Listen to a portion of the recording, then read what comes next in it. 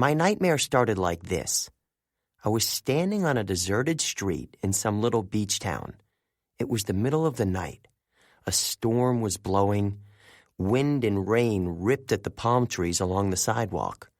Pink and yellow stucco buildings lined the street, their windows boarded up. A block away, past a line of hibiscus bushes, the ocean churned.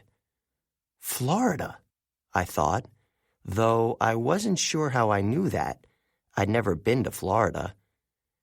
Then I heard hooves clattering against the pavement. I turned and saw my friend Grover running for his life. Yeah, I said hooves. Grover is a satyr. From the waist up, he looks like a typical gangly teenager with a peach fuzz goatee and a bad case of acne.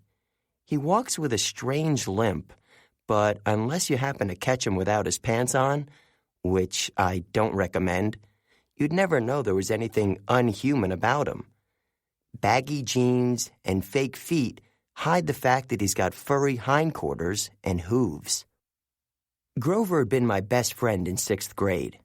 He'd gone on this adventure with me and a girl named Annabeth to save the world. But I hadn't seen him since last July when he set off alone on a dangerous quest, a quest no satyr had ever returned from.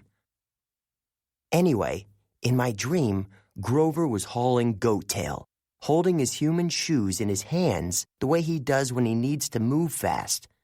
He clopped past the little tourist shops and surfboard rental places. The wind bent the palm trees almost to the ground. Grover was terrified of something behind him. He must have just come from the beach. Wet sand was caked in his fur. He'd escaped from somewhere. He was trying to get away from something. A bone-rattling growl cut through the storm. Behind Grover, at the far end of the block, a shadowy figure loomed. It swatted aside a street lamp, which burst in a shower of sparks. Grover stumbled, whimpering in fear. He muttered to himself, "Have to get away. Have to warn them." I couldn't see what was chasing him, but I could hear it muttering and cursing. The ground shook as it got closer.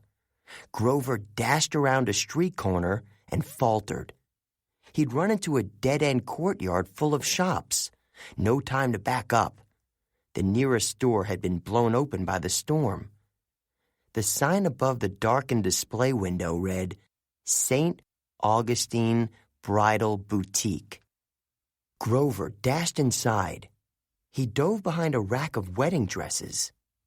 The monster's shadow passed in front of the shop. I could smell the thing. A sickening combination of wet sheep wool and rotten meat, and that weird, sour body odor only monsters have, like a skunk that's been living off Mexican food. Grover trembled behind the wedding dresses. The monster's shadow passed on. Silence, except for the rain. Grover took a deep breath. Maybe the thing was gone. Then lightning flashed. The entire front of the store exploded, and a monstrous voice bellowed, "Mine!"